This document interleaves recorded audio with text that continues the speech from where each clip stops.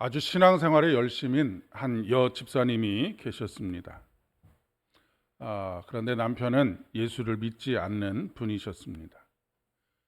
그런데 이 남편이 아내가 매일매일 매주일 강청을 하니까 죽은 사람 소원도 들어주는데 산 사람 소원도 들어주지 못할까라고 하는 생각을 하고 매주일 아내와 더불어서 교회를 오고 갔습니다.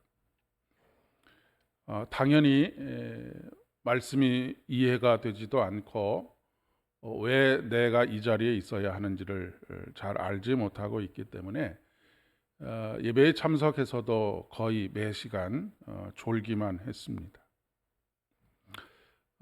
이를 지켜보는 아내의 심정이 안타까웠을 것은 당연한 일이 아니겠습니까? 어느 날 유명한 부흥 강사가 오셔서 이번에는 정말로 남편이 큰 은혜를 받았으면 좋겠다라고 생각을 하고 남편에게 부탁을 합니다. 평일임에도 불구하고 남편이 아내의 강청에 못 이겨서 함께 가기로 합니다.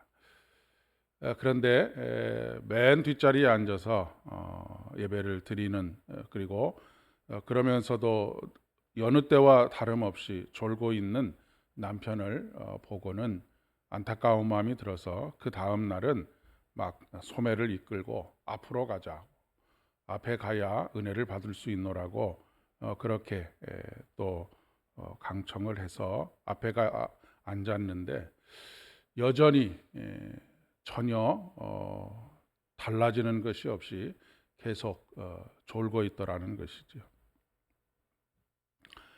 집회가 끝나고 함께 나오면서 아내가 남편에게 아주 좀 냉정한 표정으로 어떻게 그럴 수가 있느냐고 앞에 앉아서 너무 창피해서 죽을 뻔했노라고 그렇게 이야기를 합니다. 그러자 남편이 아내에게 이렇게 묻습니다. 은혜를 받으면 어떻게 되는 건데? 당신이 받은 것이 은혜인가? 나는 당신이 받은 것이 은혜라고 한다면 그 은혜를 받고 싶지 않네라고 그렇게 이야기를 하더라고 하는 것이죠. 은혜라고 하는 것은 삶의 변화를 가져오는 것입니다. 얼굴의 변화를 가져다 주는 것이고 마음의 변화가 오는 것이고 생각의 변화가 오는 것이죠. 그렇지 않으면 은혜를 받았지만 그것이 정말로 얼마나 큰 은혜인지를 알지 못하는 것입니다. 우리가 잘 아는 비유가 있지요. 1만 달란트 빚진 자와 100데나리온 빚진 자의 이야기입니다. 1만 달란트를 빚졌다라고 하는 것은 도저히 그의 능력으로는 갚을래야 갚을 수 없는 그런 그 빚이 있다라고 하는 그런 의미가 아니겠습니까? 1만 달란트 빚졌던 사람이 주인에게 그 채주에게 모든 빚을 다 탕감을 받게 되었습니다. 얼마나 좋았겠습니까? 그런데 문제는 그렇게 1만 달란트 빚진 그것을 탕감받았음에도 불구하고 자기에게 100데나리온 빚진 사람에게 아주 냉정하고 자비가 없는 그런 태도와 생각으로 그에게 100데나리온을 갚기를 요구하지요. 그리고 그것을 갚지 못하게 되니까 그를 관청에 고소해서 감옥에 보내게 됩니다.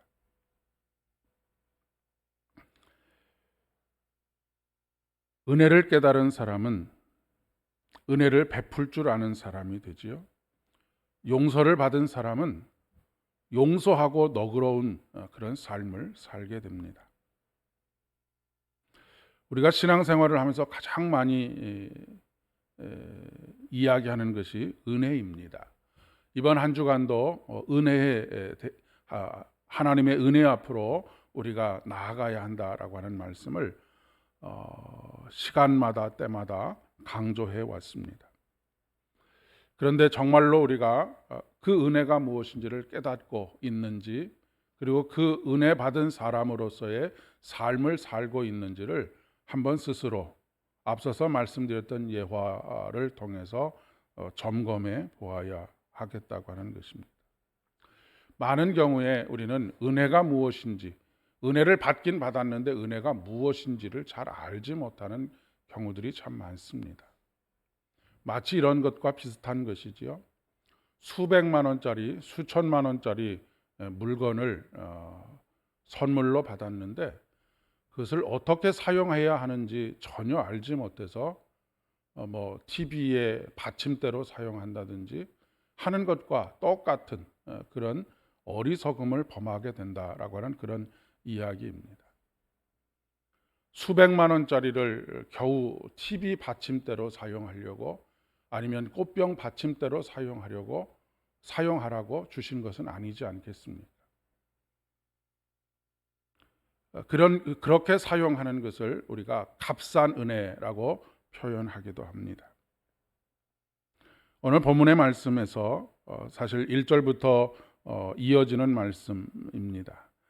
그런데 1절부터 9절까지 이야기하고 난 후에 그러나라고 하는 말로 반전을 이루고 있지요. 사도 바울은 자신이 받은 그 은혜가 얼마나 큰지에 대해서 이야기하고 있습니다. 그는 예수를 믿는 사람들, 예수를 따르는 사람들을 잡아서 죽이는 그런 일을, 그 참혹한 일을 저질렀던 사람입니다. 자기는 만삭되지 못하고 난 사람과 같다라고도 말하고 있습니다. 그리고 모든 사도들이 부활하신 예수 그리스도를 본 이후에 자기는 맨 나중에 겨우 부활하신 예수님을 본 사람이다라고 그렇게 이야기하고 있습니다. 그런데 그런 자신에게 하나님께서 하나님의 일들을 맡기셨고 감당하게 되었다.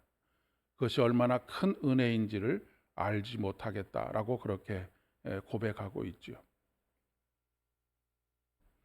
그렇기 때문에 그 큰 은혜를 깨달은 사도 바울은 결코 그 은혜가 헛되지 않도록 하기를 원한다라고 말하고 있고, 그 헛되게 하지 않기 위해서 다른 사도들보다, 다른 어떤 사람들보다 많이 수고했다라고 그렇게 고백하고 있습니다. 다른 사도들보다 많이 수고했다라고 하는 표현은 내가 이렇게 수고했으니 나를 좀 알아달라라고 하는 것이 아니고, 그것이 나의 자발적인 어떤 헌신이나 희생, 그런 것이 아니라 오직 하나님의 은혜의 결과라고 하는 것. 그것은 내가 한 것이 아니라 하나님께서 하신 것이다라고 하는 것을 이야기하고 있는 것입니다. 은혜를 아는 사람은 겸손해지게 됩니다. 은혜를 아는 사람은 자비와 긍휼이 풍성해지게 됩니다.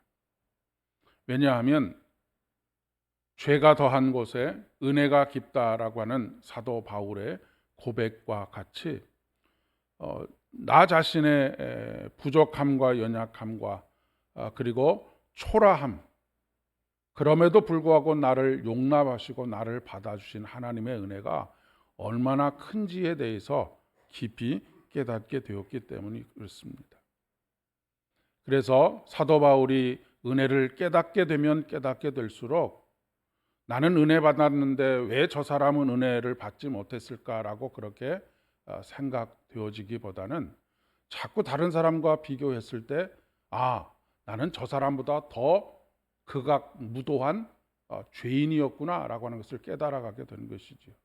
그리고 결국에 그가 고백한 것이 무엇이냐면 나는 죄인 중에 괴수입니다라고 그렇게 고백할 수밖에 없게 되었다라고 하는 것을 말씀하고 있습니다.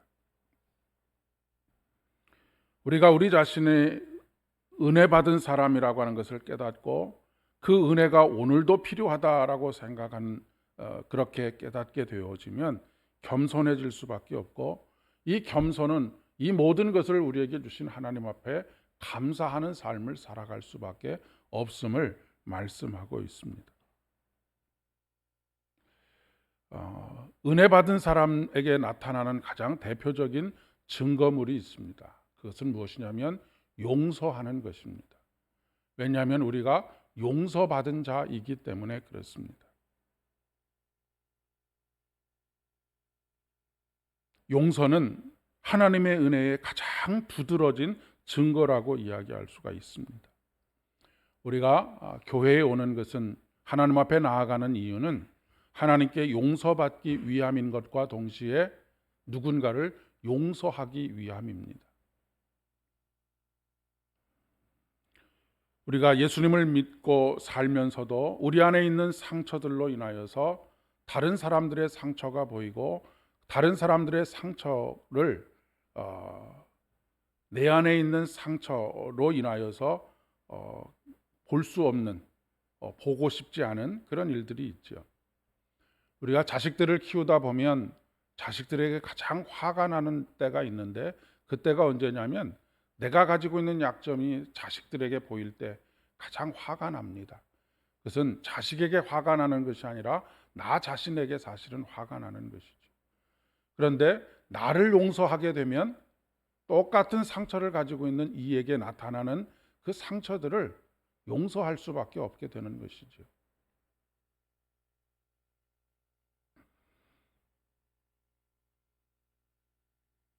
예수님께서 요한복음 8장에 보면 가늠하다 잡혀온 여인을 용서하시는 것을 보게 됩니다. 그리고 누가복음 23장에 보면 아버지여 저들을 용서하여 주시옵소서, 저들은 저들이 하는 일이 무엇인지를 알지 못하고 있습니다 라고 그렇게 간청하고 계시는 것을 보게 됩니다. 마지막으로 은혜를 아는 사람은 자기가 해야 할 일이 무엇인지를 깨닫게 됩니다. 오늘 말씀에서도 사도 바울은 이 은혜가 헛되지 아니하여 내가 모든 사도보다 더 많이 수고하였다라고 그렇게 고백하고 있습니다. 바울은 모든 사도보다 더 많이 일했지만 그것이 다 하나님의 은혜인 것을 고백하고 있는 것이죠.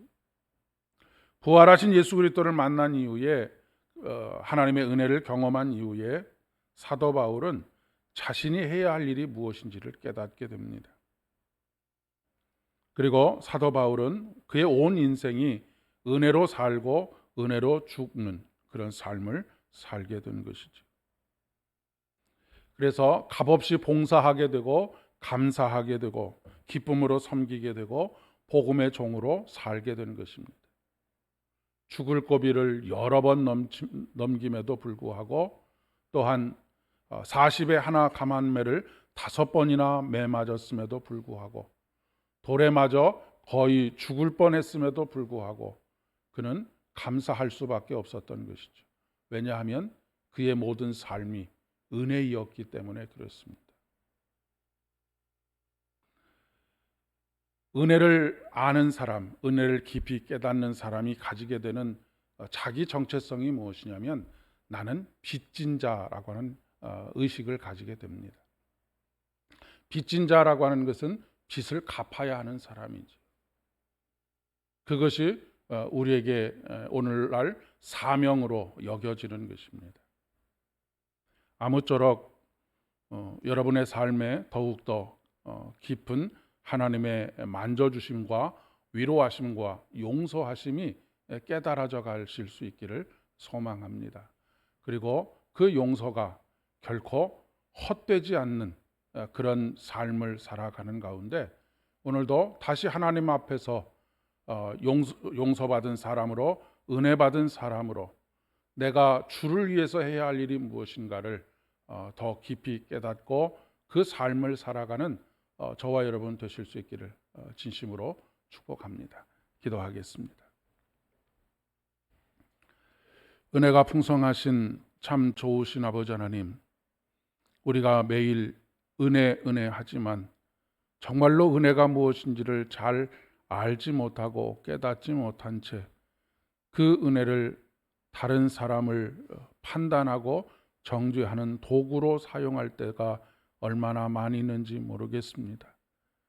우리의 마음속에 하나님의 은혜를 받았음에도 불구하고 자비가 없고 긍휼이 없음을 고백합니다. 그것은 곧 하나님의 은혜를 헛되이 사용하는 것임을 사도 바울이 깨달은 것처럼 오늘 우리에게 깨닫게 하여 주셨사오니 하나님의 은혜 받은 사람으로서의 생각의 변화와 삶의 변화와 또한 모든 행동의 변화들이 우리를 통해서 나타나게 하여 주옵소서. 그 중에서도 가장 두드러진 특징인 용서하는 너그러운 마음을 품는 우리들 되어질 수 있도록 은총을 더하여 주시옵고, 사도 바울이 그 은혜를 깨달아 그 어느 누구보다도 수고로이 주를 위해서 일하였던 것처럼 우리들 또한 은혜 안에서 새로운 사명을 깨닫게 하시고 우리가 감당해야 할 우리의 십자가가 무엇인지를 깨닫게 하여 주셔서 하나님께서 기뻐하시고 귀히 여기시는 주의 종들 다 되어질 수 있도록 은총을 더하여 주시옵소서. 이제는 우리 주님 예수 그리스도의 은혜와 아버지 하나님의 극진하신 사랑하심과 성령 하나님의 위로하심과 교통하심이 오늘도 하나님의 큰 은혜 받은 사람들인 것을 깨달아 은혜 받은 사람으로서의 삶을 헛되이 살지 않게 하시고 은혜 안에서 깨닫게 된 사명으로 살아가기를 소원하는 사랑하는 모든 성도님들의 머리 위에와 저들의 가정과 일터와 사업장들 위에 그리고 만나는 모든 관계들 위에 우리 삼보 교회 위에 이제로부터 영원까지 함께 하옵시기를 간절히 축원하옵나이다. 아멘.